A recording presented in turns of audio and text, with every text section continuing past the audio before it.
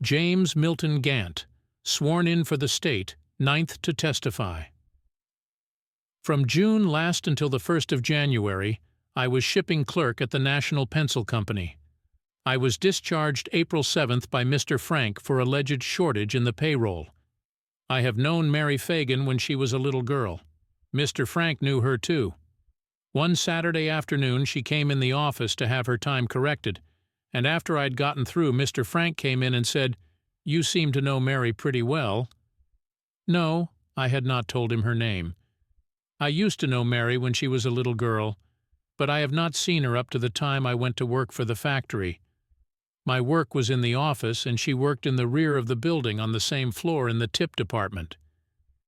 After I was discharged, I went back to the factory on 2 occasions. Mr. Frank saw me both times. He made no objection to my going there. One girl used to get pay envelopes for another girl with Mr. Frank's knowledge. There was an alleged shortage in the payroll of $2. Mr. Frank came to see me about it, and I told him I didn't know anything about it, and he said he wasn't going to make it good, and I said I wasn't, and he then discharged me. Prior to my being discharged, Mr. Frank told me he had the best office force he ever had. I was the timekeeper. Mr. Frank could sit at his desk and see the employees register at the time clock if the safe door was closed. Mr. Frank did not fix the clock frequently, possibly 2 or 3 times.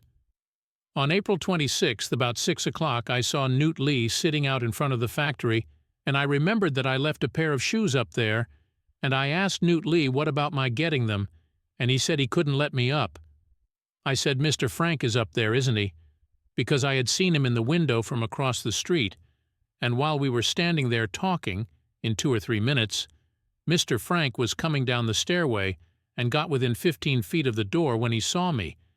And when he saw me, he kind of stepped back like he was going to go back. But when he looked up and saw that I was looking at him, he came on out, and I said, "Howdy, Mr. Frank," and he kind of jumped again. I told him I had a pair of shoes up there I would like to get, and he said, "Do you want to go with me, or will Newt Lee be all right?" And he kind of studied a little bit and said, "What kind of shoes were they?" And I said, "They were tan shoes."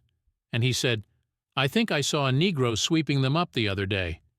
And I said, "Well, I have a pair of black ones there too." And he kind of studied a little bit and said, "Newt, go ahead with him and stay with him until he gets his shoes." And I went up there and found both pair right where I had left them. Mr. Frank looked pale, hung his head, and nervous, and kind of hesitated and stuttered like he didn't like me in there somehow or other. Cross-examination. I testified at the coroner's inquest. I admit I did not testify about Frank's knowing Mary very well there. That has been recalled to my mind since I was arrested on Monday, April 28th, at 11 o'clock, and held until Thursday night about 6.